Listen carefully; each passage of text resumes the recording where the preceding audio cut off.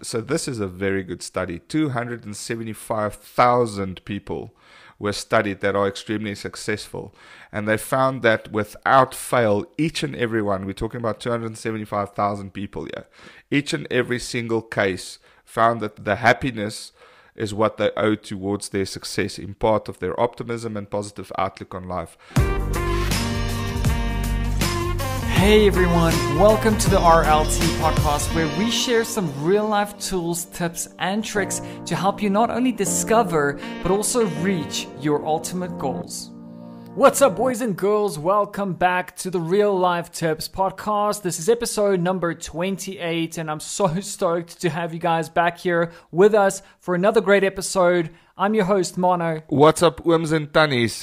You forgot to include the older people as well. I'm your secondary host, Leon, as usual. Thank you for joining us.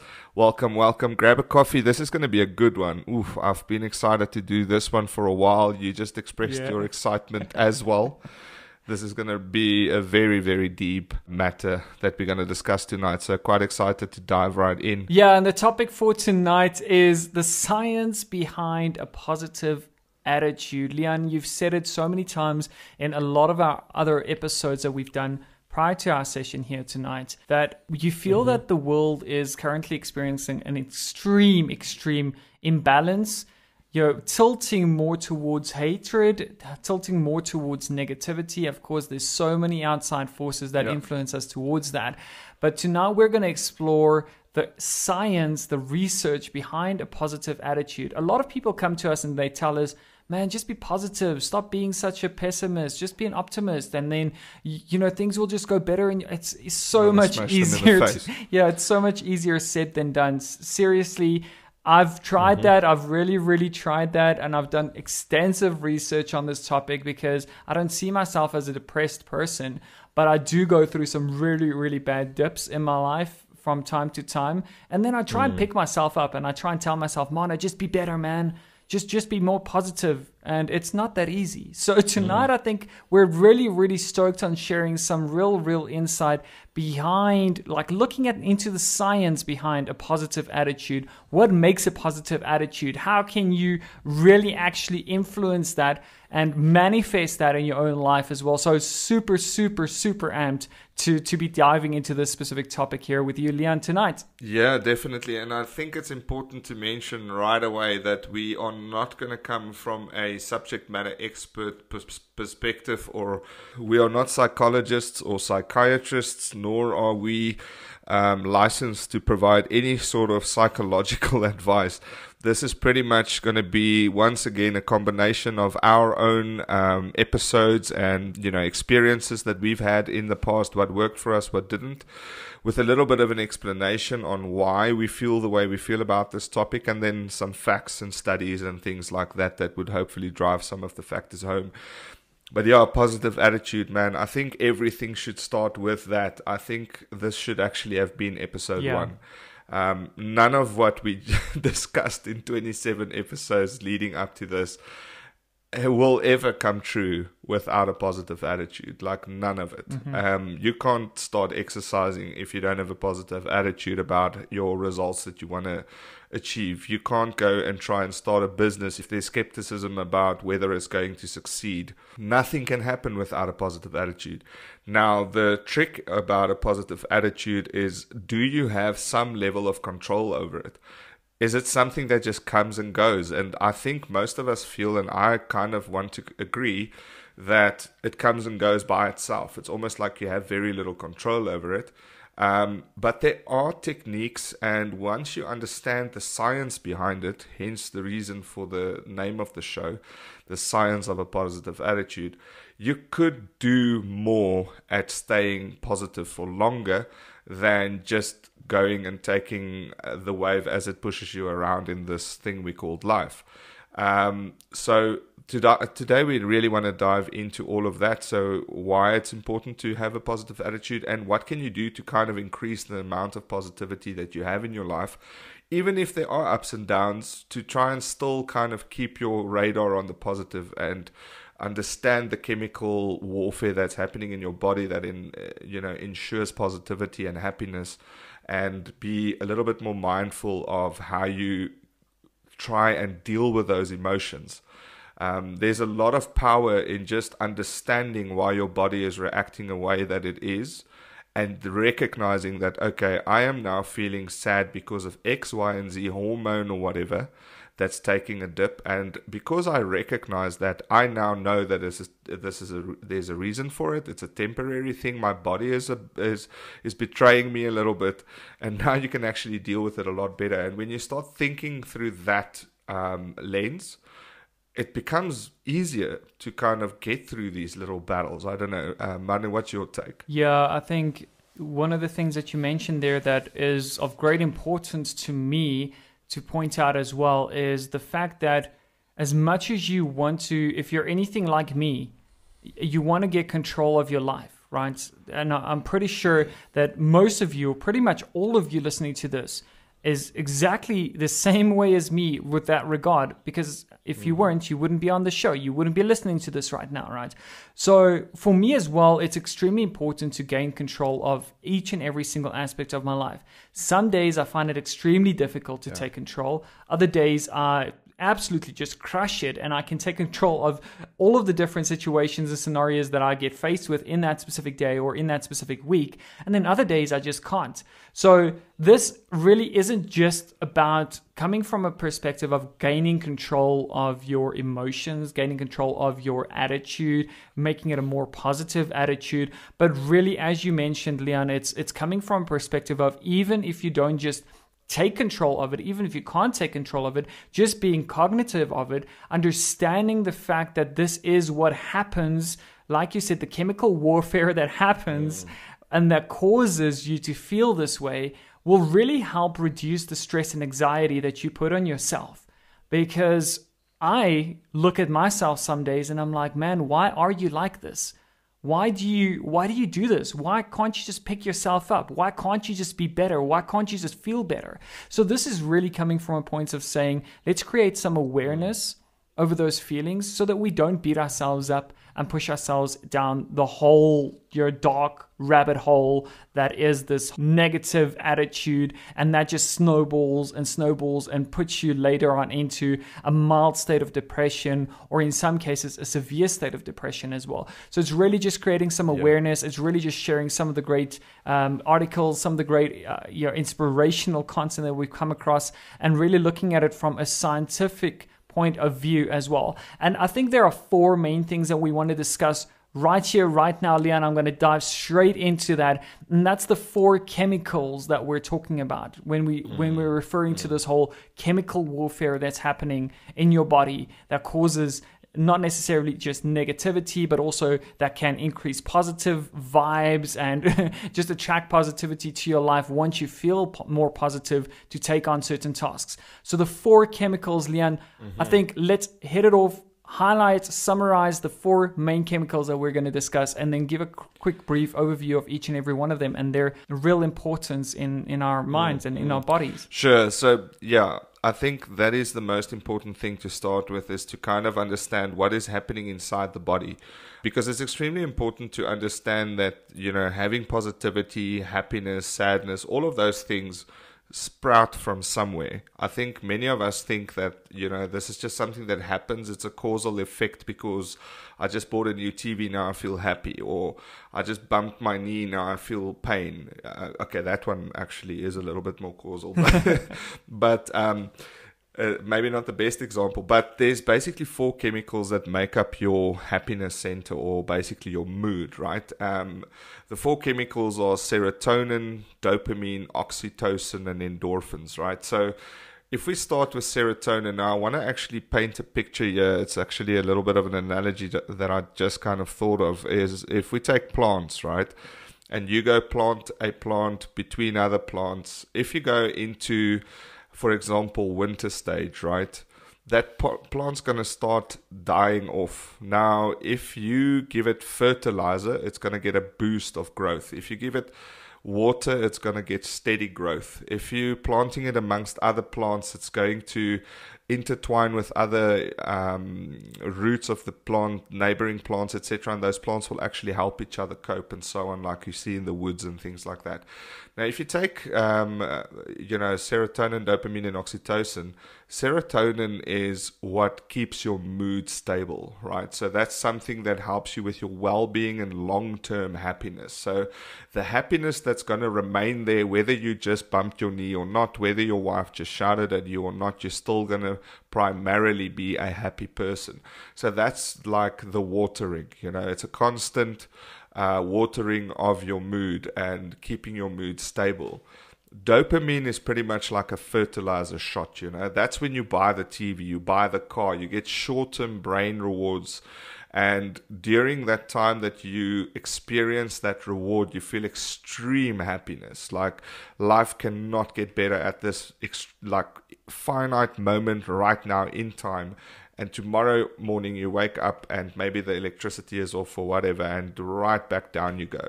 It's something that's not sustainable, and unfortunately it's got such a high that's connected to it that it's slightly addicting as well. So there's a lot of people that, myself for example, would go into like shopping sprees, continuous shopping sprees, because every time I see a delivery at my door I get that small hit of dopamine over and over and over again. Mm-hmm. And it's not sustainable. The important thing is to understand that dopamine, as much as it's important, it's not a sustainable source of happiness. Oxytocin is like your neighboring plants, So, in the woods with longer trees, I think other plants work the same. I don't know. I'm not an expert. But usually when they're next to each other, their roots underground will actually intertwine with one another, and they can actually support their neighboring plants. And that's where oxytocin comes in. It's like a bonding, love, trust type of feeling, something that you might have with your children, with your wife, with your parents, something that's enduring, something that's permanent, and something that's got to do with the sincere love of something or the trust in that relationship. And then endorphins is something more towards physical pain relief, relaxation, runner's high, those kind of things. So it's a lot more, I would say, acute type of emotion that you might experience at that specific point in time. So when you start knowing that these are the four chemicals that should always stay in some sort of harmony and balance, and that makes up your mood and how you permanently feel, you start understanding what gives and subtracts to every single one of these emotions. So, for example, we just mentioned dopamine is easy. Go buy yourself a burger when you're hungry. You are going to get dopamine, whether you like it or not. That's just what's going to happen, because you just stimulated your hunger, and that will secrete dopamine inside your brain. If you are going through a very bad dip, maybe you are suffering from depression, or maybe you're just going through a very tough time, that's a longer period thing happening. Maybe you are working through a death in the family or whatever. Usually your serotonin levels will be low. And the thing is, like I mentioned in the watering of the plant, the longer you keep not watering the plant, the worse the serotonin levels get. So the worse your mood stays and the more you stay in that bad mood place, you can't build up the serotonin again, because you're constantly watering the bad energy, so to speak. Oxytocin, that's pretty much something that people shouldn't have that much of a problem with. That's just your relationships, bonding, love, trust amongst fellow colleagues, friends, family, wife, children, etc. And then, like I mentioned, endorphins is also something more acute that you're not really that controlled over. Basically, the two things that makes up long-term and short-term happiness, serotonin and dopamine, those are going to be the two, I would say, stars of this episode, and the ones that we are going to be discussing. So now that you know about the four hormones, how does that not change your life, eh? When I read this the first time and I noticed how it works, and I mean, we've all read Simon Sinek's books, and he talks about how these play a factor in success in business. This plays a factor in success on everything, absolutely everything in your life. Definitely, Leon. I think one of the things that I want to find out from you is that we've isolated two of those chemicals that we can sort of control or sort of alter or manipulate in some way, shape, or form. One of them being dopamine, the other one being serotonin. I want to maybe ask you a question, right? So you've sort of explained this or scraped the surface on it briefly during your explanation and going into each and every single one of them. But how can we identify, because now we know the names of all of these chemicals and stuff, but how do we identify that we do lack in a certain chemical department, and how do we fix that? Specifically focusing on serotonin or even dopamine, but I think we'll chat about dopamine in just a second. Let's start off with serotonin. Do you have any suggestions or any inputs there? Yeah, look, that's an extremely interesting question in the way that I'm going to try and make as if I know what goes on in people's minds right now, purely off of material that I've read. And it seems as if you are lacking in serotonin, you are generally going to feel down. I don't know what other word to call it. I don't want to use as strong a term as depressed, because serotonin levels being low doesn't necessarily mean that you're depressed. It can be that you are going through a tough time or a difficult time, or you're processing something bad that happened, and that's in a long-term low level serotonin in your life. But it could be an episode. It's something that you can get through, and it's going to grow out. You're going to grow out of it, where depression is more of a long-term type thing. It's an actual disorder, if you'd like, something that is disorderly in your body that needs to be addressed and can be medicated as well to try and obviously stimulate your serotonin levels. I would say that if you are going through life, and again, I'm just trying to picture what it would be like, but if you're looking around you and you're seeing what other people are doing and achieving, and you think the whole time that all of this just doesn't feel right and make sense to you, and you're not doing what they're doing, you're not feeling what they're feeling, you're clearly not normal, something's off. It could be that you need to have that looked at, like see a psychologist and speak to someone knowledgeable, not me. I could probably say, yes, it looks like something's not so lekker. Go chat to someone that's very clever. But get someone to just analyze and see, listen, is there something wrong here? Because it could very well be that you are suffering from mild depression or anxiety. Those two things usually go hand in hand. Or it could be that you are just, again, like I said, experiencing an acute, depressive episode, which could pass over time. It could be that you are going through a situational problem. For example, matric exams. If you are going through matric exams right now and you're not confident about your studying, etc., it could very well be that your mood is not stable at that point in time, right? I mean, it's various different factors, but you'll know, I'm sure you'll know that you're not happy inside. We know what happiness feels like. That's something that you just want, and you strive and you want more of it. As soon as you don't get that stimuli in your life, you'll probably know that I'm down, I'm moody, I'm irritated, my well-being's not doing great, my mind is not where it should be. That means that there's something wrong with the serotonin levels in your blood.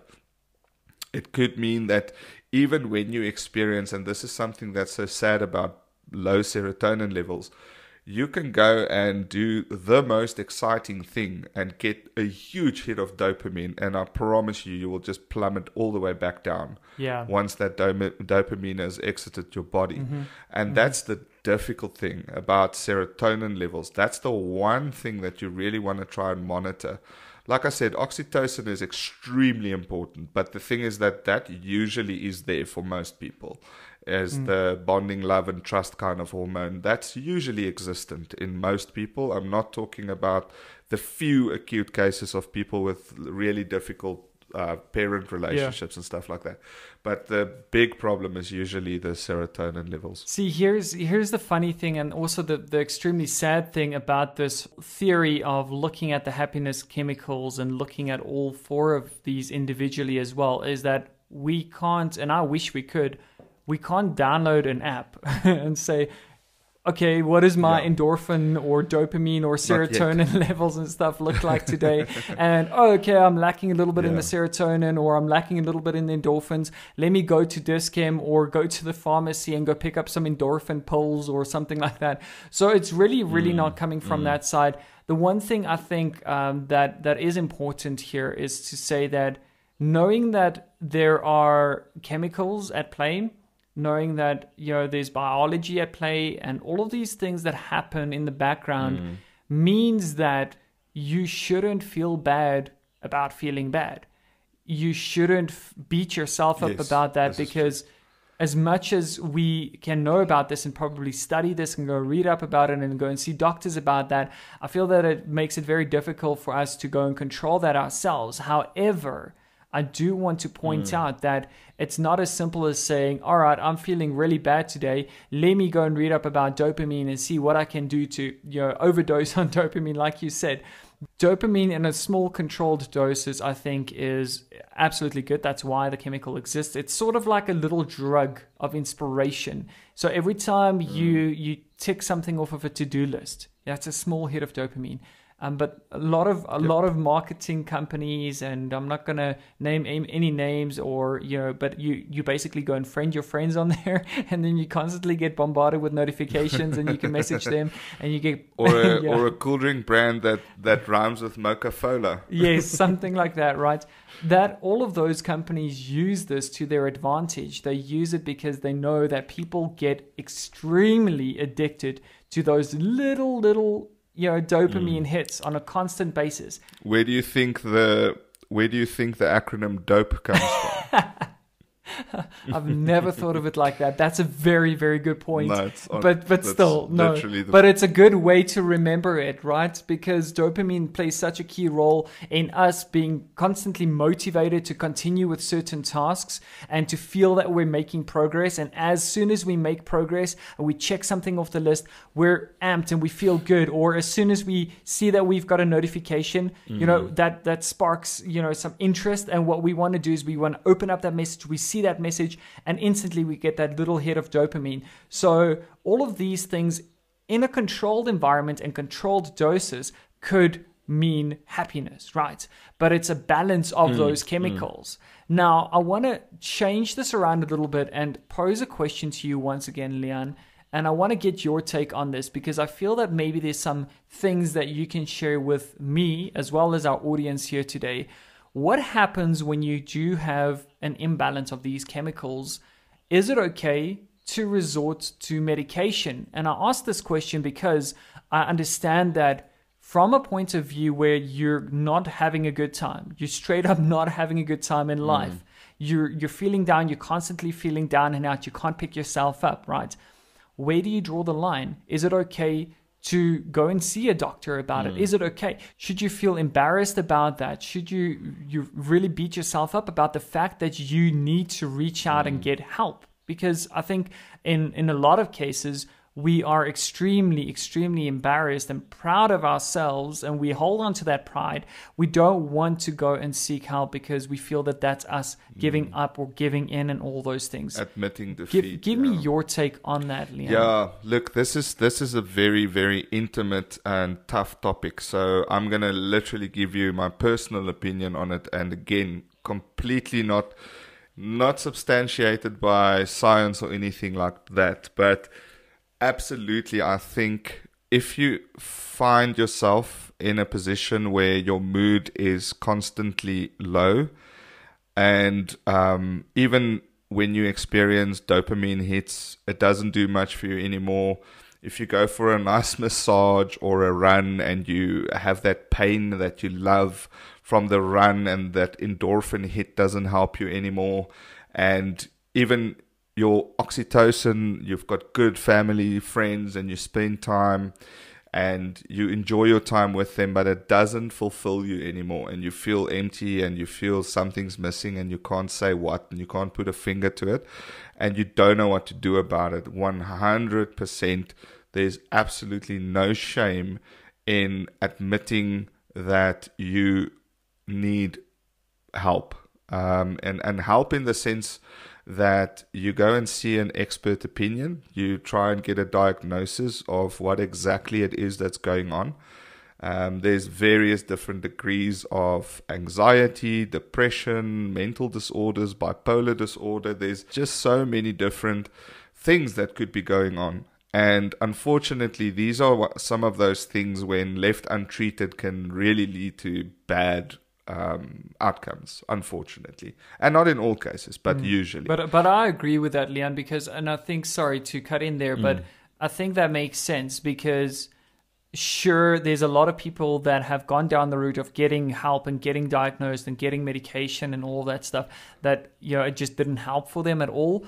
But in a lot of cases, I think most cases, those things actually do help get them back on their feet. That's why why that industry exists. It's why the experts are there, because they're really, really trying to help people. And I think that makes a lot of sense. And that's really the one thing that clicked for me when I came across this is if once you understand that there's a chemical imbalance and that causes your mood to drop, and if that chemical imbalance stays like that for an extended period of time, of course, you need to get help to boost those chemicals back up again. And that's where the antidepressants and stuff kick in, right? And that's why the science is so important, because a lot of people think, and I completely not agree, I understand, because I've been in the same boat when I was younger. I went through a divorce, and again, I know a lot of people went through it, so I'm not here to say, like, cry wolf and say, shame, poor me, but it did take its toll, and I got sent to a psychologist, and I promise you at that time, I was just not receptive to the treatment. I didn't want to be there. I closed myself off. I didn't consent really to accepting the treatment, so it helped me absolutely nothing, and for many years, I would talk down about the industry and say that it's crap. It doesn't work. It's just baloney. People want you to draw your family, and then if your dad is small and your mother is big, then you hate your dad and you love your mom and all this stuff, and never really gave attention to it until I again had to get a bit older, think a little bit more clearly, be a little bit more, I would say, mature about everything, and also started seeing mates and friends and family that go through these things and get a little bit more sensitive towards, wow, these people are really struggling, and they are somehow feeling way better once they receive treatment. Now, the thing is that it sounds hocus pocus to people that have not gone through this. I don't know if there's many people out there, or not many people, that go through like mood disorders and stuff like that. I would say that a lot of people experience it, but many people would say that, how are you going to listen to me, talk to me, and say that you care, and then make me better? But once you, like you said, once you know that there's a chemical aspect to this, there's a reason for this. Like, you can actually go and measure your serotonin, dopamine, oxytocin, and endorphin level. Then suddenly it makes a lot more sense to me that, sure, yes, if there's levels here, then that could be treated. That's something that can be treated with medicine. It's not just you talking to me nice words and explaining to me why mommy left daddy or whatever. It's actually tangible things in my body that's not clicking. And with some medication, you should be able to fix that. I mean, you cured my flu last week with antibiotics. Why can't you fix, for example, a low serotonin level, or stimulate my serotonin level? So as soon as I realized that there's a little bit of science and not just talking and understanding with an individual that is supposed to understand moods and all of those things, that's when it clicked for me that, wow, definitely go and seek help. Get professionals to look at your stuff, speak to you, understand where maybe it's stemming from, address that from as much of a natural perspective as possible.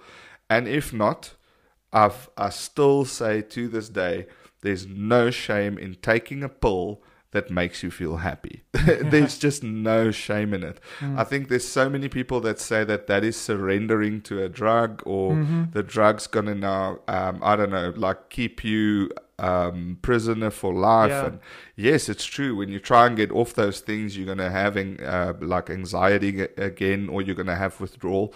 I understand that, but that is still going to make you feel. What is the trade-off here? You're gonna feel good, you're going to feel normal. Yeah. Your relationships are going to flourish. Your spiritual life is going to flourish. Yeah. What's there really to lose? Do you understand? So yeah, But it doesn't necessarily mean that it's going to restore back to the way it was before you took the medication. I would think. I can't share any insights or anything because I've never been on antidepressants or anything. But I can't imagine. I think I see it from the perspective of it balances the chemicals out. I would think that probably makes sense. So it's like anything in life. I mean, if you drive a car 200 k's an hour and suddenly you say the way to stop this now, the speed, is to jam the brake pedal right down and stop this car right now, the car's going to slide and get out of control. It's the same with any medication that you take long term, any chronic illness. If you just go cold turkey and stop the medicine, you are going to be worse off than before you started the medicine, because it's going to completely throw your hormonal balance out. So, I mean, if you have this and it's a short, acute episode of depression, and you feel better now, you want to get off it again, see your psychiatrist or psychologist before you do that and ask them, how do I get off? How do I wean myself? Do I half the dosage? Do I go one pill every second day? Yeah. What do you do in order to wean yourself off the meds? And then monitor it super closely. If you were better off on the meds, just stay on the meds.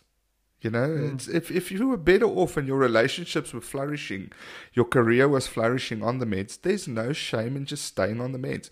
And again, I'm not I'm not being paid by Pfizer or Adcock or anyone for saying that. I just feel that why would you be so stupid to be miserable if there's a choice that you pay a little bit of money for a pill that makes that all go away, if it's effective. Look, again, I think there's that argument as well. They probably need to do like a lot of testing to get your dosages right and all that stuff. But still, if that's possible, go for it. Yeah, and especially I think if we sort of drive the focus towards dopamine, I think it's extremely important to understand the power of dopamine and just the effect that it can have on your life as well. Because once you get addicted to those small hits of dopamine on an ongoing basis, that really does become an addiction, and it becomes a habit of you wanting more of that, craving more of that specific feeling. And you can find dopamine in a lot of things in life. I mean, we've given a couple of examples now, but I mean, dopamine, as good as it is, too much of a good thing is also a bad thing. You've probably heard that a million times as well. Yeah. So be very, very aware and careful, with your dopamine intake. And that is something that you can control. That is something that you can limit yourself on as well. Now, there is a caveat around this entire explanation, and especially when we start touching a little bit more on dopamine. And it's really, really, have you ever heard of the term, they call it moral licensing, Leon? No. It's something that is extremely, extremely interesting to me. So what exactly is moral licensing? It's actually, in psychology, it's referred to as the process of fooling ourselves to justify bad behavior using another good behavior. So the effect actually causes people who exhibit good behavior initially to later perform dishonest, unethical, or bad actions later on. Here's what that really means. Have you ever wondered why it is that you go to the gym, you get a massive workout, or we go cycling, Leon, and we get a massive workout, and we've spoken about this so many times in the past, and it's so true. And what do? We go to the restaurant at the cycling place, and we order a massive pizza, we get a big-ass beer, and then... I thought we were going to keep that quiet, man. You know why that is? The wives are listening as well. I know, but it's a logical term called moral licensing, right? So, yeah. So it's called moral licensing. And there's two things about this, right? It's because there's a psychological thing that actually happens that if we do something good, we feel that we deserve something bad, right? So we deserve treating ourselves and all that, right? So after completing a positive action, you feel that you have the license to do something bad. So you believe that you can go and eat a massive pizza straight after a workout. And that is the one thing that I do want to point out. Be very careful of dopamine. It is an extremely, extremely good motivator for you to get things done. And you can enforce that by maybe creating a to-do list for the day and saying, I want to accomplish these things. Create a to-do list. Check those things off of your list as you do them. And that's going to keep you motivated. It's going to keep you inspired to move on to the next thing and the next thing.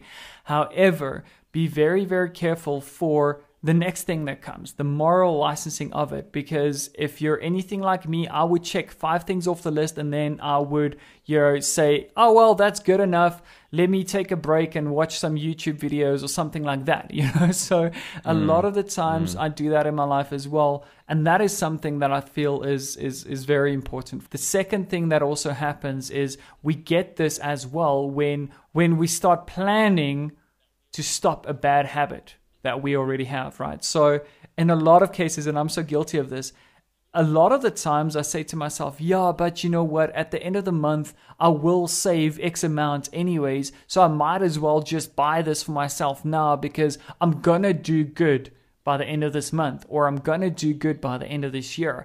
So you treat yourself before you actually accomplish those goals as well. So that's sort of something to look out for. But I am extremely interested, Leon, to hear what the research says about this. Yeah, look, I think the very important elephant in the room that we haven't discussed so far is the fact that a bad attitude can lead, or a non-positive, so a negative attitude can lead to these imbalanced chemicals, and these imbalanced chemicals will inadvertently obviously result in stress factors in your life, right? And we all know that stress and anxiety and all those kind of things are killers, right? It shortens your life expectancy. That's just a fact, and it's been proven in so many different studies, like hundreds and hundreds of different studies. But there's a couple of very strange and interesting ones that I thought worth mentioning tonight that you've probably never heard of. That just once again talks about how positivity actually increases life expectancy. And I always like to say that when you talk about life expectancy, it's like wishy-washy, like, yeah, okay, but I'm 35 now. Why do I care about 2 or 3 years when I'm already 75 and I can't wipe my own bum anymore? The thing is, when you're at that age, you would give anything for another 2 or 3 years. When you're actually facing the end, you would probably have wished that you led a healthier, happier, more positive life. Just so that you can one thing is to be a little bit more comfortable at that age, because you're probably going to progress healthier through your old age as well.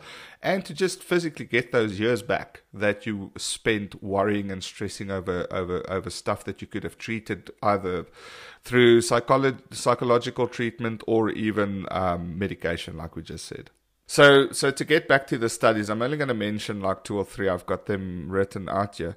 But one of the ones that were quite interesting for me is the difference between short-term stress and long-term stress. We know that long-term stress just pretty much ravages your body slowly, right? There's proof of that, etc. But did you know that short-term stress actually strengthens you? There was researchers led by Dr. Segerstrom at the University of Kentucky, probably butchered everything I just said. You know who you are. They analyzed over 300 separate studies done by the previous 30 years within psychological community of the effects of stress on humans, but they concluded completely unanimously that when people face stressful situations to get like a burst of adrenaline, that would actually boost their immune system, and that helps them to then better deal with that immediate situation come in the future. But over time, if they continue to have that stress, their immune system slowly but surely breaks down, causing illness, depression, anxiety disorder, etc. Yeah. So that was very interesting, that actually short-term stress is not a bad thing. So we should all probably go bungee jumping or something like that's good for you. The other one that was quite interesting is the happiness one. They actually took the most successful people in the world, studied a few of them, and we're talking about, so this is a very good study, 275,000 people were studied that are extremely successful. And they found that without fail, each and every one, we're talking about 275,000 people here, each and every single case found that the happiness is what they owe towards their success, in part of their optimism and positive outlook on life. And that was like the number one thing that kept them going. And I can imagine that. I can see why that's true, but it's just very alarming that it's that effective. 275,000 people out of 275,000 said yes, it's the happiness, the constant feeling of being able to put one foot in front of the other. That's what got them there. And then lastly, I have to talk about the nun study. So I never knew that nuns were like the happiest people on earth. I don't know really much about nuns. I just know that they look like penguins. And the researchers, again from the University of Kentucky, so it seems like we've got a few Kentucky fried chicken researchers here. They examined the autobiographies written in 1930 by nuns living in the same convent in their early years, between the ages of 18 and 32 years old. 60 years later, the researchers contacted the same surviving nuns, but they were then aged between the ages of 75 and 90. And of those that were still alive, without fail, every single one of them lived far beyond the average life expectancy, and on all of them they scored high on positivity and happiness and thoughts and things like that. So again, it's crazy. Like these ladies all showed the same level of happiness and all outlived the average life expectancy at the time, which is crazy. I mean, that is super, super weird testing in a very, very small, sample, and it still shows the same kind of factors, which is just, that is completely unanimous and conclusive that happiness makes you live longer. It's astonishing. Yeah, no, seriously. Always so interesting. Leon, I think it's time for us to head back into the real life of today. And let me start it off with one boom, simple, easy one. And I think that's really just taking those 4 chemicals into consideration and being aware of that, right? Just being conscious of it is really, really one of my top tips for today. The whole point of the show is not for you to memorize the names of that. You can absolutely go and research some of that if you want, if you're interested. And maybe I'll add this to that specific tip or a tool, is you can actually go and read Leaders Eat Last by Simon Sinek. We've mentioned this book a couple of times in the past. Goodie. It's one of the books that I know he actually talks about it quite a bit extensively. It is a business book, so I'll put that disclaimer on there. So if you're not really interested in business books, then it might not really interest you, but it really, really is a good read. So just being mindful of the fact that there is something out there that has an impact on your mood, and it's not just a pie in the sky, or happiness or positivity doesn't just fall out of thin air, or you can't just think it into existence. There is an actual, there's actual science behind that. That's tip number 1. Tip number 2 that I want to highlight is maybe taking into consideration the law of attraction. Now, we're talking a lot about positivity and the science behind a positive attitude, and you scraped the surface on this in the introduction today and said that nothing good will ever come from a negative attitude. You can't go into gym or into a workout or into a new goal that you want to achieve with a negative attitude. You just won't achieve it, right? And that really forms a very, very big part of the law of attraction. It really says the fact that if you are looking for negativity in the world, you will find negativity. If you're looking for positivity in the world, you'll find positivity. As much as that sounds amazing and true and all those great things, it's never really helped me. It really hasn't. It hasn't changed my life. I can go out, I can try and convince myself to look for more positivity in the world. Trust me, it's not that easy. So here's a funny thing that Deepak Chopra actually said on this topic specifically as well, is he says that a lot of people use the law of attraction as a wish magnet, or like a wish magnet, right? So they sort of bait the hook with a dream, they toss it out into the universe, and they expect to draw in money, or they expect to draw in a soulmate or happiness or whatever the big fish is that they want to land. But there is another law that they need to take into consideration. He calls it a natural law, or the natural law of gravity. Of course, we all know the law of gravity. Gravity isn't selective. If you think about gravity, gravity pulls on everything out there, right? So what that means is that the law of gravity will pull in everything that it comes into contact with. that being positive or negative things. And that really just comes down to the fact that in order for it to attract positivity into your life and positivity into your emotional state, you'll have to give it more weight. You'll have to add on to that positivity as much as possible. So focusing on your emotional well-being, focusing on those chemicals and making sure that you do everything possible in order to achieve those specific goals and in order for you to create more positivity in your life, in order for you to attract more positivity. Those are the two main tips that I have. Leon, anything from your side? Yeah, I've got something.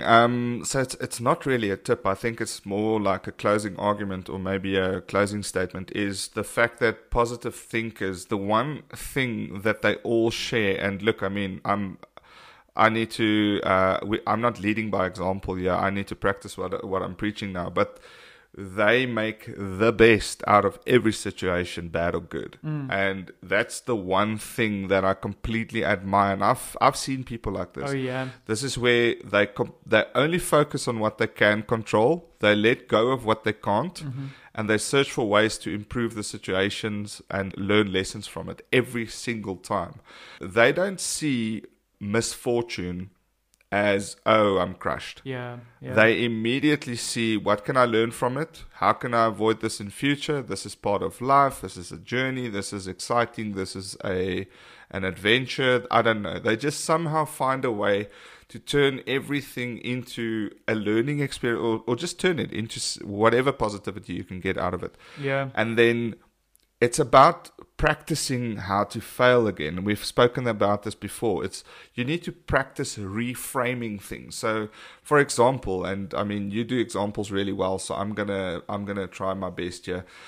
Instead of stressing about a traffic jam, for instance, appreciate the fact that you can actually afford a car, get to spend a few extra minutes listening to your music or your podcast or this episode, and accept that there's absolutely nothing you can do about it. That's a typical way to reframe your mind and stay away from your serotonin levels or dopamine or whatever levels going down. Yeah. It's just say, okay, traffic sucks, I'm going to be late, but you know what? At least I've got a car. At least I'm sitting here fully clothed with a full stomach. I can actually listen to a little bit more podcast right now. And that's what positive thinkers do, is they literally make the best out of everything. And I really need to do that myself as well sometimes. I'm completely guilty of not being able to apply that every single time. But if you start reframing everything to something positive, even if you just get it right half the time, that's already going to make you just overall so much happier. Wow. I believe. And I'm actually going to start practicing that as of right now. That is insane. That is probably, that's really, that's an insane tip right there, Leon. I think you definitely take the that's tip a crown. boom tip right there. That's a mic drop tip over there. I absolutely dig that. That is so true. I love that, Leon, because, and I've done this a lot, and that really has changed my life. When you're sitting and you're fighting traffic and you get so frustrated and angered with the people in front of you and behind you and around you, and that's why I got into podcasting so much and addicted to it. It's because I want to actually spend more time on the road now.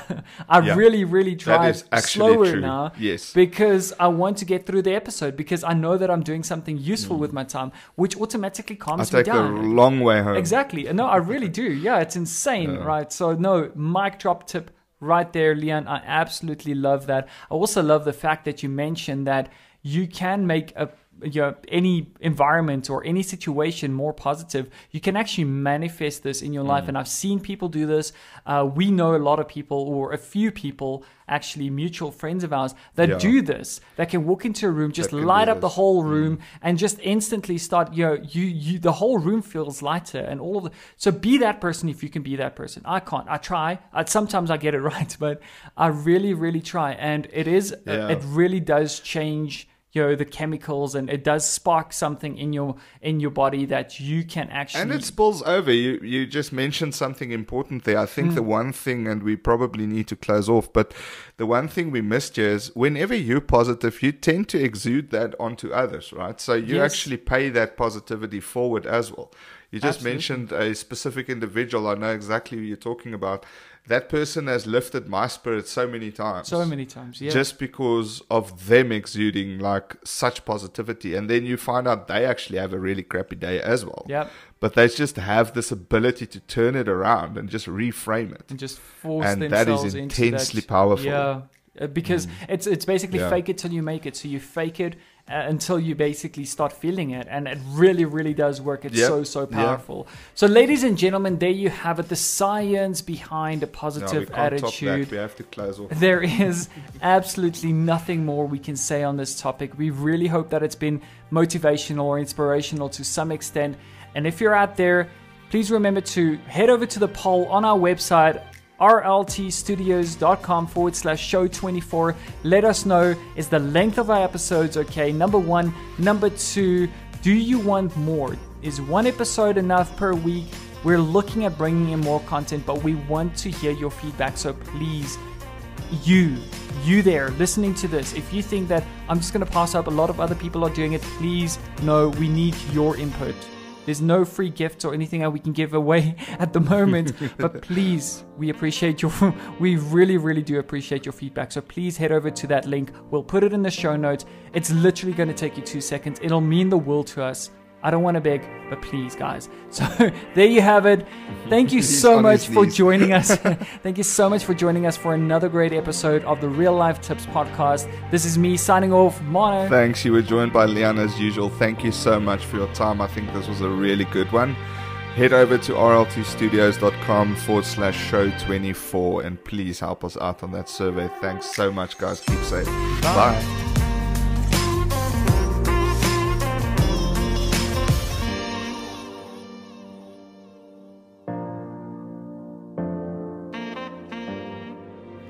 Ladies and gentlemen, thank you so much for joining us on this episode. We really hope that you have found inspiration or motivation from our content this far. If you want to get access to sneak previews to our upcoming shows on a weekly basis, go ahead and subscribe to our YouTube channel or join our Facebook page, where we also share our blog posts and other great content from time to time. So head over to our Facebook and YouTube channels and feel free to share it with your friends so that they can also join you on the journey to success. Until next time, guys, cheers.